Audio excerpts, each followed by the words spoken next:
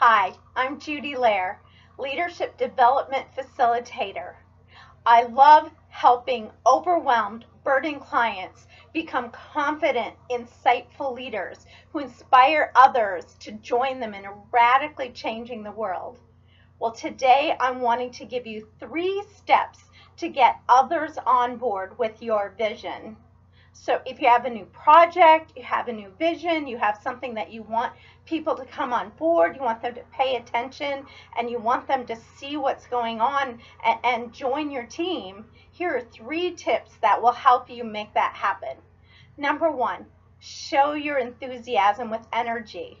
They need to feel your passion. They need to understand what your vision is and why it's important to you, why you feel like that it'll make a difference for people and make a meaningful difference in the world. So use energy to be able to let people know why you're so interested in it, and that vision will be contagious and everyone else will feel the energy in the room. Number 2, share your thinking about this project or vision. Dump out your head. Let them understand what you're thinking about, that you've thought through the process, that there's a reason why you feel like that this is going to be important, and the reasons that you've thought through how you're going to do, the strategies that you're going to do. People get on board easier when they feel like that there's an actual plan in place. Someone has thought it through. You can have a great epiphany and an awesome idea, but people have a hard time getting on board if they don't feel like that you've thought it through to the point where it makes sense for them to be involved. Number 3, make it personal to the people that you're talking to. Explain why you feel like that they're a perfect fit for this vision, for this project, and how you see that they can grow and that they can develop in it, that it gives them the opportunity to learn new things or to try something different than what they've tried, how it affects them. When we know that there's really something in it for us as well as for other people, and the meaningful part for everyone, then people want to get on board when they see that there's something in it for everyone and everyone wins in the situation. If you'd like more information on how to be a confident leader, then go to my website for my free guide, Confident Leadership, at judylaircoach.com. That's JUDYLAIR coach.com/leadingwell for my free guide in confident leadership. I'll see you soon. Hi, I'm Judy Lair, Leadership Development Facilitator. I love helping overwhelmed, burdened clients become confident, insightful leaders who inspire others to join them in radically changing the world. Today we're going to talk about development versus training. The difference between that is that leaders have lots of roles. They're visionaries, they're managers, conflict resolvers, relationship builders, innovators, mentoring teams, lots of hats, lots of roles. And training, leadership development training, doesn't really address all of those roles that you play out as a leader. You go to a training, say on conflict resolution, and you spend 3 hours or maybe even an entire day learning about conflict resolution strategies and skills. But then when something happens in your workplace and you're like, oh no, there's conflict and I have to address conflict. I mean, do you remember the 3 tips that they gave you? Do you pull out your notes? You know, how do you do that? So traditional training is all about skill training, about learning how to install software in sort of that old system that you've got there, about how you do something and why you do it and in what order you do that. That's what traditional training is all about for leadership development. But that doesn't really work. So my advice, stop training and start developing. Development is about a vertical development and understanding who we are as a person and the growth of who we are as a person, so that when we address people and situations, it's coming out of this intuitive, organic place rather than having to just go to your head and remember some strategy or skill thing that you learned somewhere. It changes your belief systems, your mindsets. It teaches you how to have flexibility and creativity in things, and how to use strategic thinking to really apply that to the situation that's happening right in front of you. So when you're looking to train up as a leader, look for a program that develops you rather than just provides you training and skills and how to do particular skills differently. Look for a program that really allows for development. It focuses on interactive involvement for you, learning how to have systematic responses to change, how you have that flexibility to changing systems, how you learn about emotional quotient, like how you feel inside and looking inside and understanding what your feelings mean to a situation, expanding your mindset with looking at things from different perspectives to understand and gather additional information, and especially relationship building. That's all about developing rather than taking a class on relationship building. You have to develop that over time. That's what I do in my Love, Lead, Inspire program. I use all of these ways over several months to be able to have somebody to understand how they make these internal changes that then are seen on the outside, and it changes your way on how you feel confident and your ability to handle situations and to really be productive and efficient in places. If you'd like more on how to become a confident leader, then go pick up my free guide, Confident Leadership, at judylaircoach.com/leadingwell.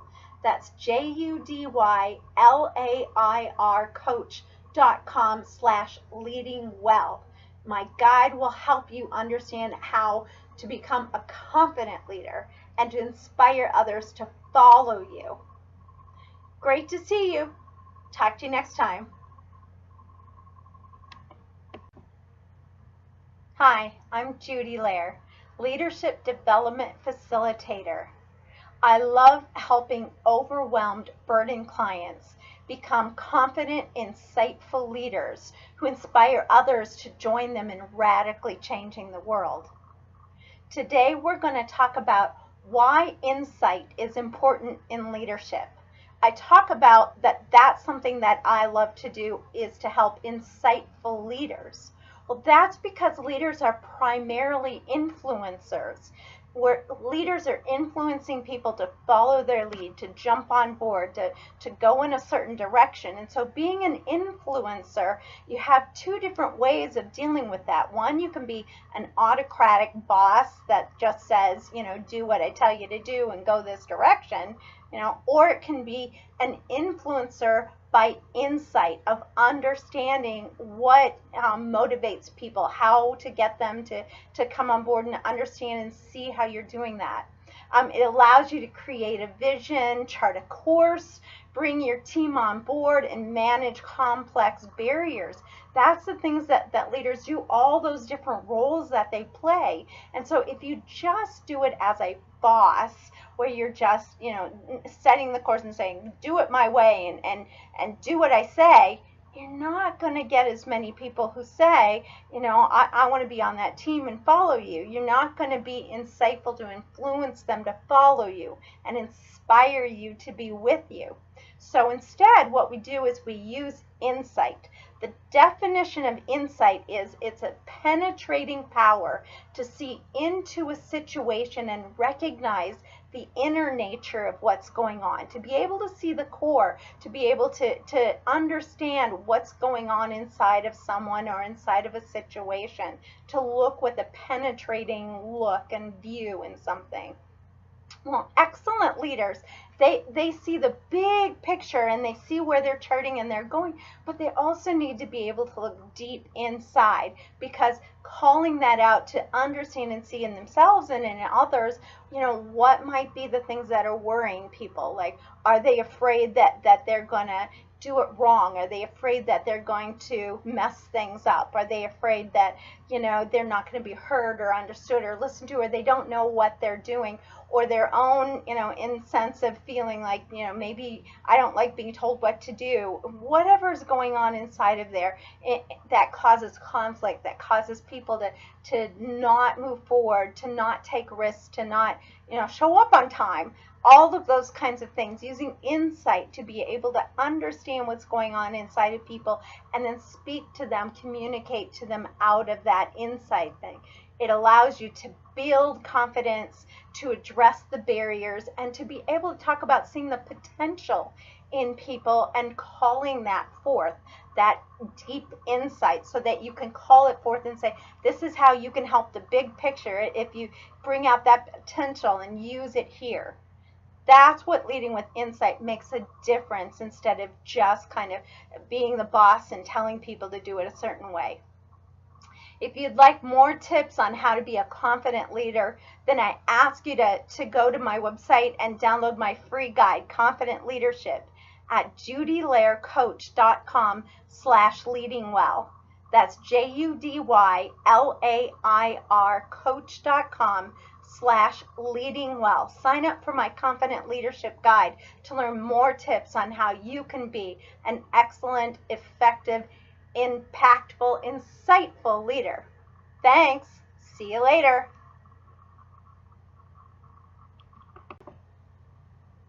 Hi, I'm Judy Lair, Leadership Development Facilitator. I love helping overwhelmed, burdened clients become confident, insightful leaders who inspire others to join them in radically changing the world. Today we're going to look at the 4 results of insecure leadership, not being a confident leader. Number 1, insecurity creates a lack of clarity. A lack of clarity for your team, a lack of clarity in the direction that you're going. Because if you're insecure about, am I going to be wrong? Are people not going to like what the direction that I say? What if all of these things happen? That insecurity in your own leadership and your ability to set a course and go that way directly impacts all of the team. It impacts your ability for movement, to initiate movement. Number 2, insecurity stifles honest conversations. As a team, as an organization, as you're looking at what you need to do and are you making progress? Is it efficient? Is it productive? Are you going that way? Insecure people talk around the issues. They don't talk directly about what's going on, what needs to be done, out of worry about what other people think, or feeling like I don't want to have conflict going on. I don't want to tell someone that I don't think that they're doing it the right way, or I need them to do something differently. If you're too insecure to have honest conversation, then you can't get the issues resolved that you need to figure out the barriers to move forward. Number 3, insecurity affects leadership development. Your ability to delegate, your ability to be a good model, to have open transparency with other people. So your ability to develop the people around you, to bring them up, to allow them to be able to lead in certain areas. If you're insecure that maybe they're going to be liked more than you, or they're going to do a better job than you, or you just don't know how to teach them or model them, that affects the ability for the overall project and the ability to have everyone on board and use their strengths. Number 4, insecurity results in timidity. the ability to always second guess yourself. I'm not sure if it's right, and let's take some more time. Let's get some more research. Let's ask some more people. All of that timidity part of it just keeps you from being able to move forward in a timely fashion and being out there. Now, this is personally where my faith comes in, because my ability to believe that God allows me to be bold and step out with what I believe, the direction that I want to go, that I can do a risk taking because I'm not going to be a failure for stepping out. That's where my faith comes in. So for you, finding out a way to move past the insecurity of causing timidity and being able to be a bold, confident leader, that's what I love helping people do. So if you would like my free guide to confident leadership, go to judylaircoach.com. That's JUDYLAIR coach.com/leadingwell for your free guide to figure out how you can become a confident leader. See you soon.